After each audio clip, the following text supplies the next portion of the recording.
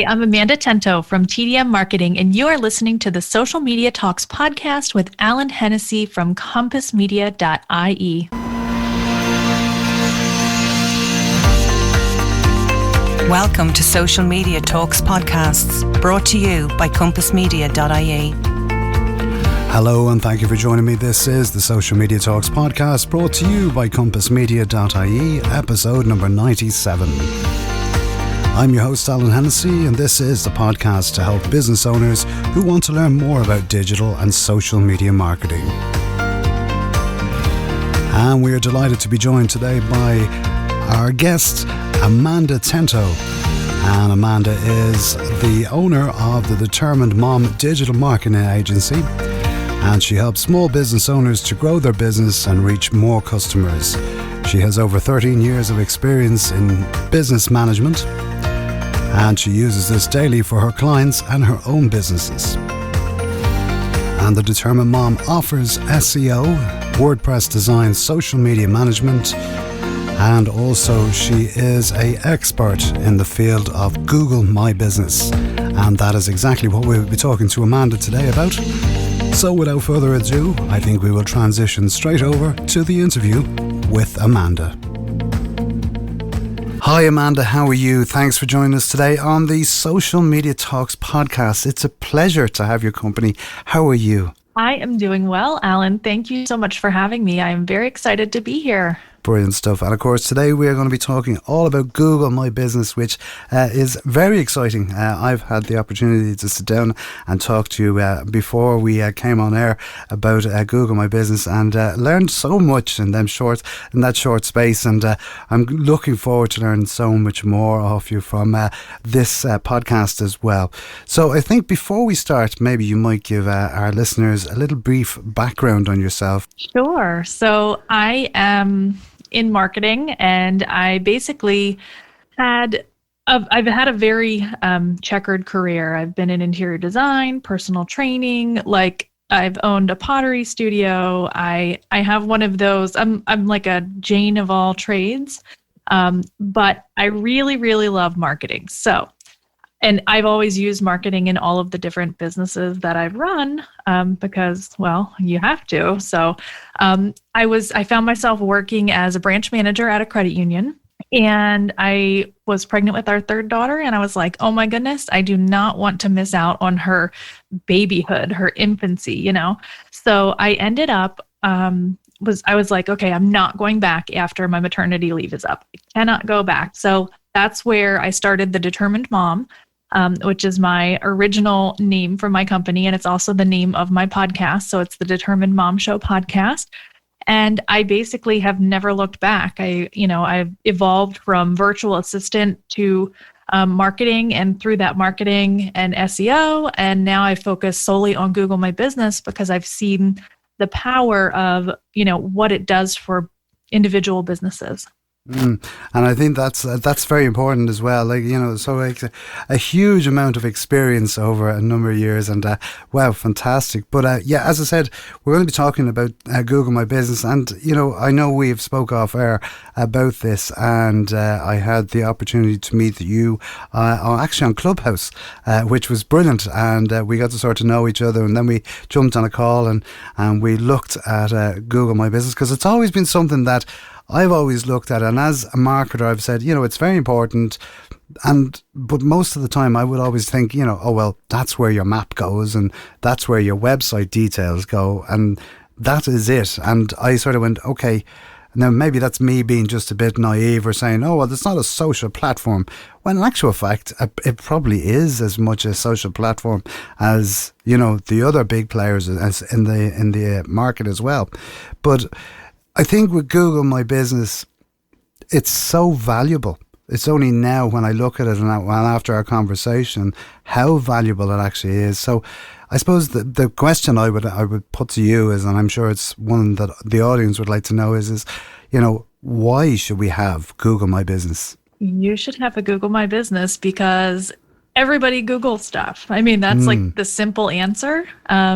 If someone's looking for a service or a product or anything, they're going to go to Google. And even Now, Amazon results are coming up in Google searches. So you don't even have to go and like compare, like, I'm going to shop at Home Depot or Lowe's or Amazon or Walmart or Wayfair if you want like a chair, for example.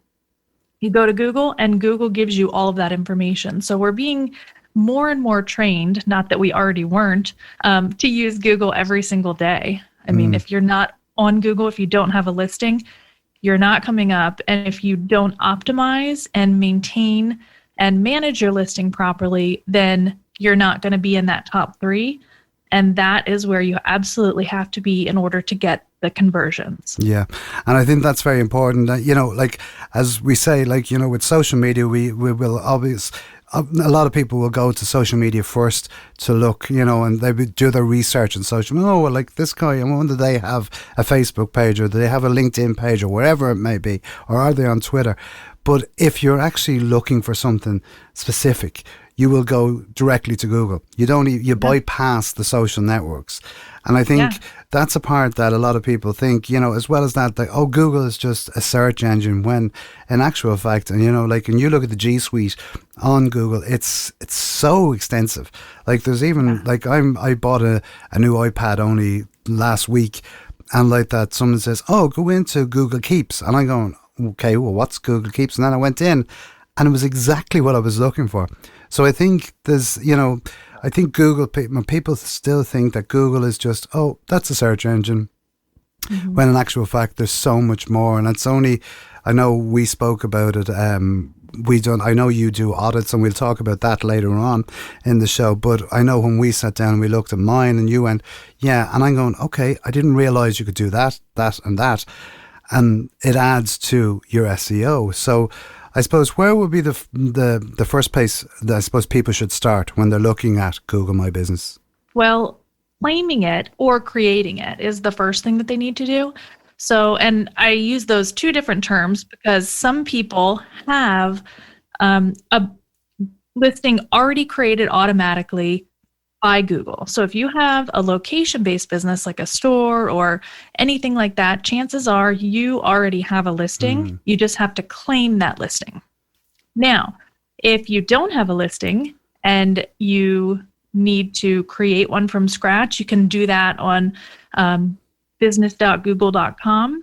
And that's literally the first step. So you have to at least get on there. And I think then, well, so I suppose that, it's so important, like, as you say, is just jump on. And of course, we'll put all these links in the show notes as well for people. So if they do want to go, and if they haven't got a Google account, that they can go and they can click on these links and stuff like that. But I suppose then when we put in, like, when we claim the, you know, our listing, where should we be going, and what should we be looking at there? So once you claim your listing, you will need to fill out absolutely everything on your profile. And I mean everything, even down to the date that you opened your business. And the reason that this is important, and I actually just had an audit call with a company in Canada yesterday. Canada is now showing how many years you've been open right on the search results.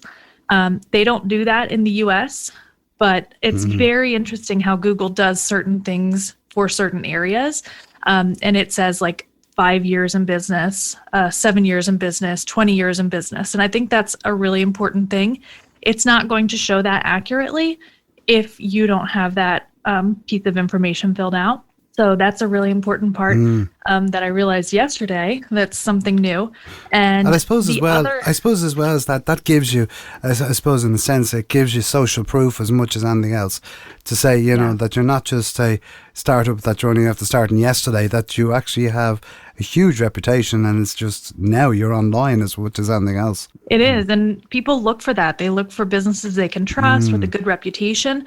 And Google is also looking for those exact same things in your listing in order to serve you in that top 3. So they want to know that you care about your business and you care about your customers. And that leads into responding to reviews and, updating your listing, setting your hours if you're closed, anything like that. So all of those things tie in. Yeah, and it is. I think and it's very important. And I know you touched on reviews there, but the part when we had our call, the thing that sort of struck me is okay. I had, as you say, I had my times I'm open, and you had said to me, make sure that you put in when you actually started the Compass Media and stuff like that. And I went, okay, why? Because I had left that blank. I just says, oh well, look, they don't need to know that. But it's when you started telling me the relevance of doing that, I went, yeah, this does make sense. It makes complete sense, as opposed to just, leaving it blank and, as you say, filling in all of the details. The part that I really was, that struck me, and I did it, I know, I think I was at 96%, and then we made certain changes, and I literally shot up to, I think it was 124, 125% within a couple of days by simply just, as you say, tweaking what I had already up there.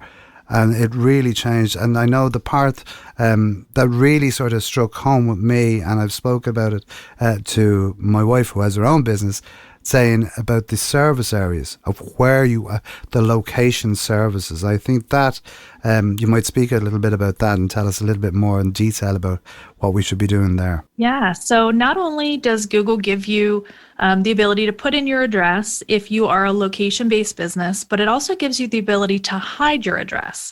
So for businesses like yours and mine, where we have a home office and we work with people all over the world, it's very important to be specific about who you're targeting. So you also don't want your house to be showing up on Google Maps, right? So they give you this ability to say, I don't have a location that clients actually visit. And then you can go in, and you can do this with location-based businesses too, but they give you 20 different service area options. So you can select up to 20, and I always recommend using all 20 of those. The reason is because you can select anywhere in the world, right? You can select a postal code in Canada. You can select a zip code in the US. You can, you can select, I'm not sure what they call them in Ireland, but an address in air codes here in Ireland. Air codes, okay. Yeah. So there you go. So you can select those very specifically based on your ideal client's demographic. So if you know that you, I have a doula, for example, and a hypnobirthing client as well. And we know that there are certain parts of the U.S. that, do better, or they're more crunchy, Oregon, Washington, California, the New England area. There's just different areas that are going to be more suitable to their services. And, making sure that you're targeting those areas and people with the income to pay for your services. Yeah. And I think that's key importance here as well. I know when we did, when I done mine, I was I had Ireland, England, and I had US, and I had America, I had the United States. And you made a point of saying, well, the United States is a very, very big place. And so is the UK, and so is Ireland. So, do you want to attract everyone from that area, or do you want to home in on particular areas? And like that, I broke it down even with regards to, say, here in Ireland. Instead of going just Ireland, I went, Dublin, Cork, Limerick, Galway, wherever it may be, the particular areas. And you were actually saying then you can actually go even tighter again by putting in the air codes to specifically target. So you show up in that search when someone searches for that area as well. So this is gold. I personally think this is a golden opportunity for people if they want to be better known in their area, not just be, I suppose, all things to everybody. Yeah, it is. And it really is the difference for service-based businesses like ours between getting found on Google and no one ever knowing that you exist. Yeah. Because I have another client that is a graphic designer, and just a week or two after our call, she ended up getting her first client from Google search, just because of those tweaks that we made to her profile. And it really, really makes all the difference in the world. Yeah, and I think it is. I think it's as I say, it's a service there. It's a free service that you can avail of. That's not going to cost you anything, and it can garner huge results for you. I know even with regards to, I'm looking at now Google every time I'm doing sort of even social content. I'm going, okay, I have to put it on Google as well, because I think it's important, as you said, to keep your your content up there and keep it fresh as well. And we have all the obviously the pictures down the side when someone searches our map, but there's, as you say, there's so much more that if you're posting social content as well onto Google, it's great for SEO. Yeah, it is, because Google is not only searching your description, which is 750 characters of high value real estate, high value SEO real estate, I should say. So if you make a keyword rich description, you make all of your posts keyword rich with your services that you offer, and thinking about that transformation that people are looking for and how they search for things is really important in your description and your copy for your posts. Those things will help a lot. And also in your reviews, they are also pulling keywords from your reviews and your review responses. So it's really important, if someone gives you a review, that you respond back. And if they haven't mentioned which service they've used, then you mention it in your response. Yeah. And that will also give more keywords. Yeah, and that review, yet again, it's another part where I have got a few reviews on it and I went, okay, that's great, yeah, have them.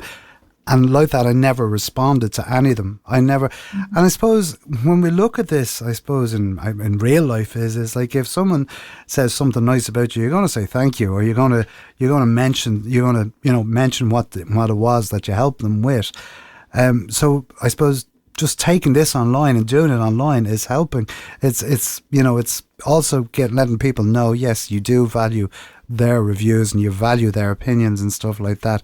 And as you said, that's a great idea, where you're saying using, if they don't have any particular keywords. So if someone comes on looking for, I don't know, social media or for Google My Business, and they don't mention, say, oh, they helped me with my business. Yeah, well, we helped you with your Google business, with your Google My Business, which makes complete sense that now you're going to show up for a search in Google My Business. So it's like, it's a no-brainer, really, when you think about this. I think I think it's just fascinating that we are not, I suppose, we're not really using it to its full capacity. And it's only when we start looking at these areas that it really opens up the door to a huge amount of opportunities. Yeah. And I want to point out something that every business owner goes through. They go through this, like, when we talk about Google Business, there's this stage of like, oh man, I've been missing out, or I haven't been doing that, or like there's like this sense of remorse, but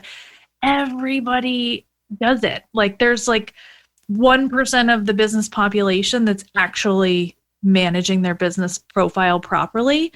And those are sometimes the people that are showing up in the top 3, but almost always there's never anybody that's in the top 3 that's managing their profile properly. Yeah. And you can fly past them and get into number 1 because you do it. Yeah, and I think that's an important point, is that, like, I know a lot of people, when I talk to business owners, and they say, oh yeah, I need to do Google ads because I need to show up in search on Google. I need to be on the first page of Google. So I need to spend a huge amount of money. And I'm going, really? And it's, from talking to yourself, you go, no, there's other ways of doing this. So you might talk about a bit about that, because I think it's very important. I think it's now because businesses are starting to, I suppose, tighten the purse strings as is. So how can we get the best of something that's going to be cost effective to us? Yeah, that's a great question. And I have people ask me all the time, should I be running Google ads while you're managing my profile? And my answer is, if leads are like critical to your business, like a plumber or, like high volume businesses, then you can run them, but I would scale them back as you see our results growing on Google My Business. And then once you reach number 1, you can just shut them off, because it's just paying for nothing, at that point. One other thing that I want to bring up about ads is that we're all now conditioned to overlook the ads.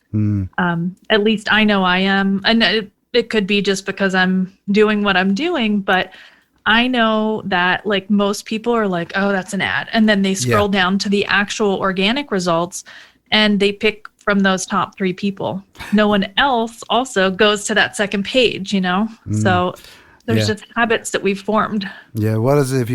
Well, as someone said to me years ago, if you want to hide something, make sure it's on the second page of Google, because nobody ever looks at it, and it is true. I have to admit, it's only when you start going, okay, right, well, I can't find on page 1, right, I'll have a look at page, and you literally scan page 2 and you don't even look at what's on it. You just go, I'll go and I'll search on something. I'll put in a different search term or whatever. And I think that part where you're saying about people, we're conditioned now that we don't look at the ads, I think that's so true. I know I do it. Like when I go onto Google and I'm looking for something, I'll see the 2 tops and I actually go, all right, just scroll down a bit and there's the first organic one. And I go, that's the one I'm looking for, So I agree totally with you. I think that's, it really is. It's only when you actually say it now that you sort of go, yeah, I probably do that a lot. And I'm sure there's a lot of people out there nodding their head as well saying, yeah, we do that too. Yeah, exactly. There are some businesses, and I'm going to go back a little bit. So I do some white label ad management for a client of mine, for their clients. And there is one business that they serve the US and Canada. So their service area is like ginormous. They have like the most, amazing service area. And the searches for what their membership is, it's a membership-based service.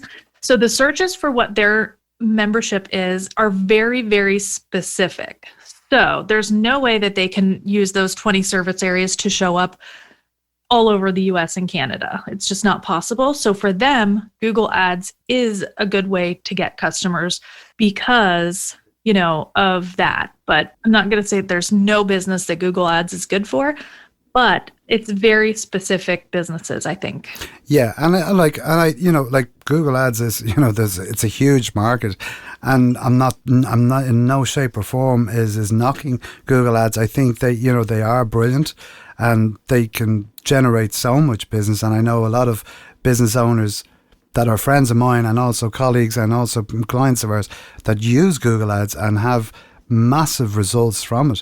So I'm not saying that we shouldn't use it, but I'm just saying that if you can, as you say, cut it back, that you're using the organic stuff that's not going to cost you as much, why wouldn't you? And I do believe that there's huge scope for both sides of the coin, but I think, yeah, it's really is. It's defining what you want to do, defining the market that you're in, like as you say, for that particular customer, that client, that it is a case of having to use the Google Ads to reach the target market that you're looking for. Yeah, exactly. And I think a lot of people also get confused about Google My Business and Google Ads being the same thing.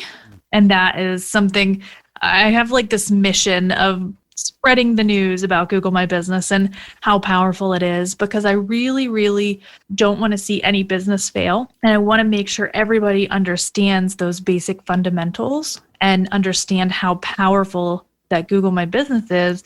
And it's free, like you don't have to spend that money on Google Ads. And a lot of times people get them confused and think it's the same thing. And then they get roped into like spending money on ads just because they're not sure what that difference is. And that's part of my mission, is to really educate and help people to understand that. Yeah, and I suppose like you look at the even your dashboard on Google My Business, when you go into it, there's a huge amount of areas there that it'll actually tell you, okay, you need to add in a logo here, or you need to add in a cover photograph, or you need, and there's a lot of information that you can say, okay, right, I just need to, I suppose, in a sense, fill in the blanks that are there, And I think, I noticed even when I went into the dashboard after we had spoke, and it says, click here and ask people for reviews, or it says something to that effect. And I literally copied it. I think whatever it was the web address, it was the URL, and I put it into a tweet and I put it out on Twitter, and I'd say, look guys, I'd love a review. And I got I think it was about 10 or 15 reviews in the space of a couple of hours. I went, oh, this is great, and then I went, okay, well, if it works there, why not try it on LinkedIn? And why not try it on... And now, obviously, I didn't do it in the same day, but over a period of time, I started... And I'm starting to get a lot more reviews of what I do, which is great for SEO. And I think this is, this, as you say, there's tricks and, tips to be able to do this. And I think there's so much that if you look at the dashboard on Google My Business, it'll bring all this information up. Yeah. And that is a great point about, just sharing your review link. They give you a link that takes people right to that. And I know a lot of people don't ask for the review, and there's no reason that you shouldn't. Maybe aside from having a horrible experience with a customer, but you still want to know what they thought of your service, and you still want to be able to rectify that and try to understand, what happened.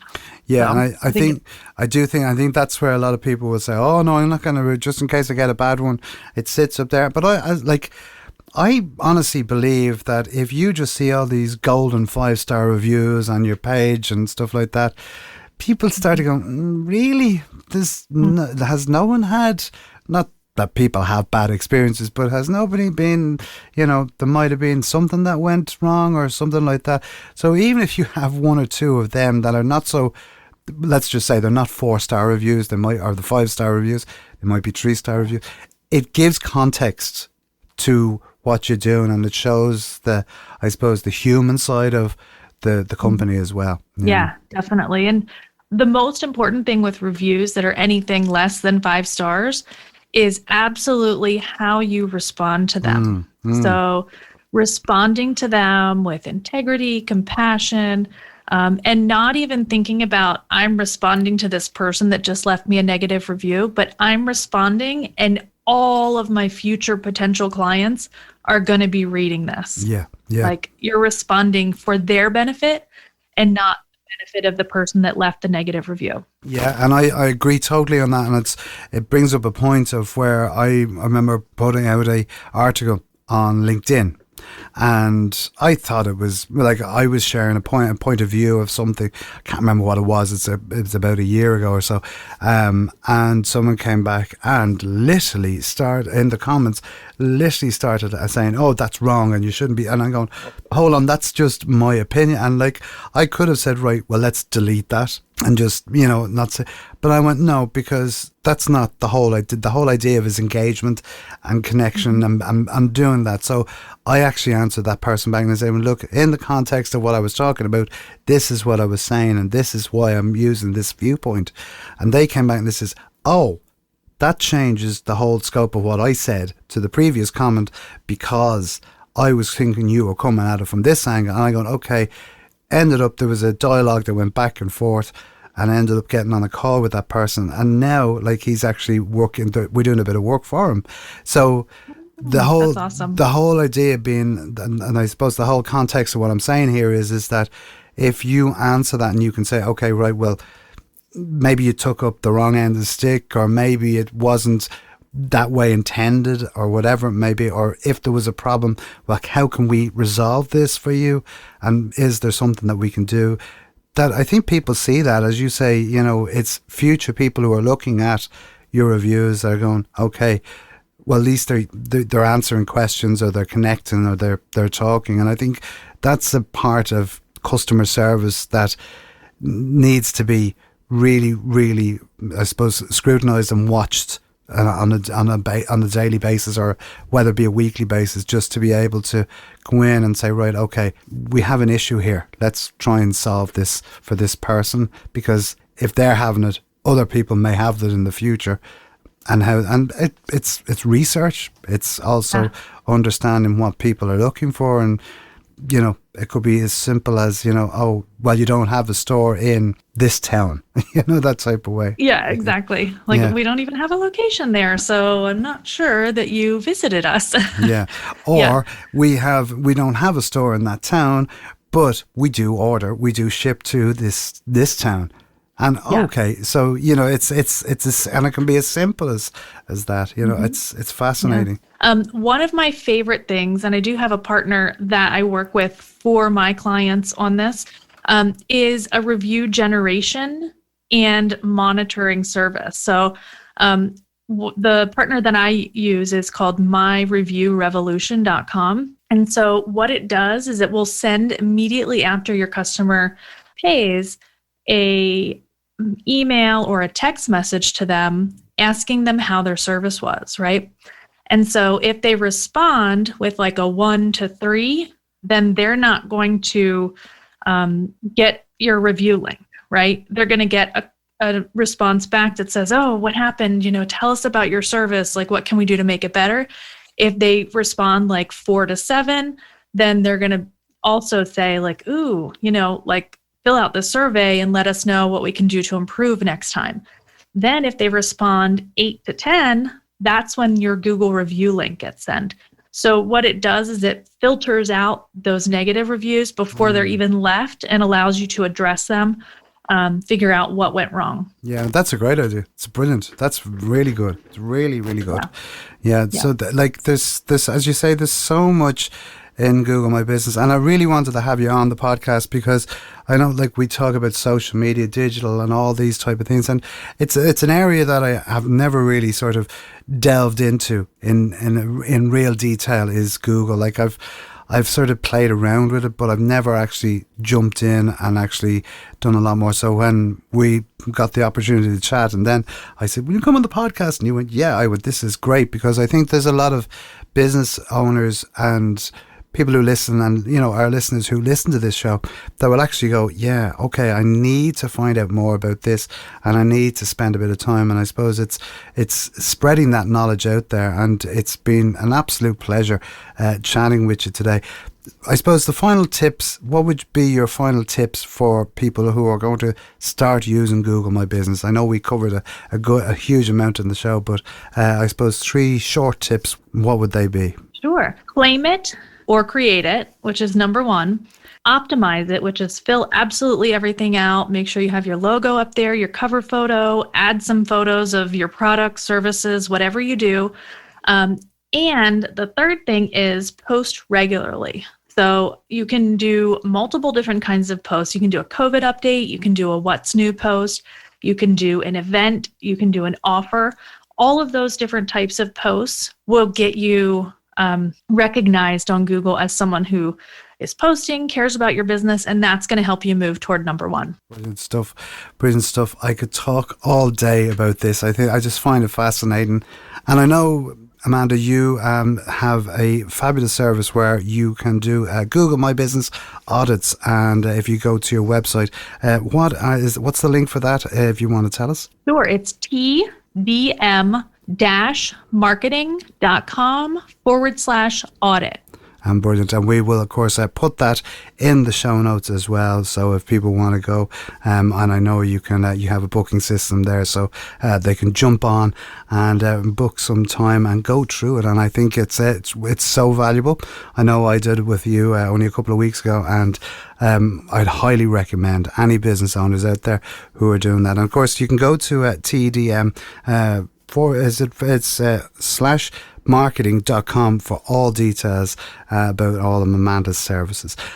Before we go, I always ask my guests one final question, and it's not related to the podcast. And my question to you is, if you had the chance to invite someone to dinner, whether it be past or present, who would it be and why? So my interesting answer is a little personal, and the reason for that is because it would be my husband's grandmother. So my husband is from West Africa in Cameroon, and he is from the Bamileke tribe, and he was raised by his grandmother primarily. So she took the place of his mother, and I would just love to know what he was like as a child. Like, I know what he's like as an adult, but to have that opportunity to meet her, see what she's like. One of our daughters is named after her, and she has a lot of similar traits, my husband says, but just to see her in person, meet her. She passed away in 2009, but it's just one of those things that I've always wanted. Yeah, and I think it's I've heard that a lot from a lot of the guests have said, like, it has been part of their family. You sometimes we think, oh well, I'd love to meet this person.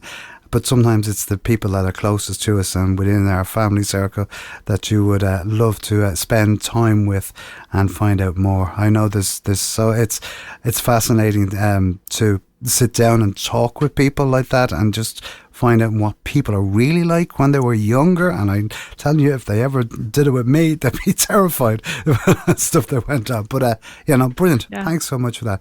Amanda, how can people reach out and connect with you if they want to find out more details and how they can contact you? Sure. You can email me at amanda@thedeterminedmom.com, or you can Google me. You can Google my name, or you can Google TDM Marketing, and you will find me. Brilliant stuff. Thanks so much for coming on the podcast. Thank you. It was fascinating to chat with you and learn more about Goggle My Business. And if you are out there listening to this, do get on and have a look at that, and also check out Amanda's website as well. Amanda, as always, it's an absolute pleasure to sit and chat with you. We'll have to have you on again over the next couple of months to see how people have got on, and I'm sure I'll get a number of questions that'll come in and say, can you ask Amanda for more information on that? And so I think we will definitely have to do another podcast on this. But it has been an absolute pleasure chatting with you, and we wish you continued success. And thanks so much for your time today. Yes, thank you, Alan. I really appreciate being here, and I am always open to questions. Brilliant stuff. Have a great day, and talk to you soon. Thanks, you too.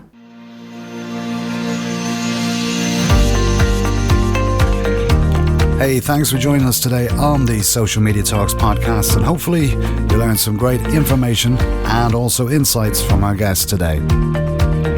And if you'd like to listen to any of our previous podcasts, you can log on to our website at compassmedia.ie/podcasts. And all of our podcasts are available on all the usual podcast providers, including Stitcher Radio, Google Play, Mixcloud, Spotify, and Apple Podcasts.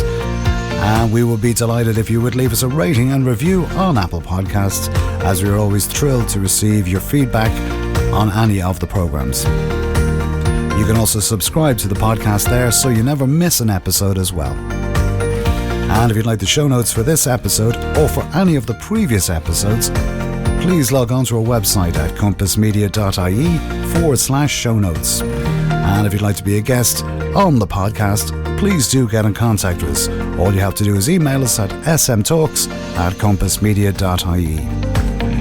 And if you'd like to find out more about the services that Compass Media provide, from social media marketing and training to podcast services, please visit our website for more details. You can also reach out and connect with me across all of the social networks, including Facebook, Twitter, LinkedIn, Instagram, and I will personally answer every one of your requests. That's about all for today. I've been Alan Hennessy from Compass Media for the Social Media Talks podcast. And we look forward to talking to you next week. And as I always say, be social. So until next week at the same time, bye-bye.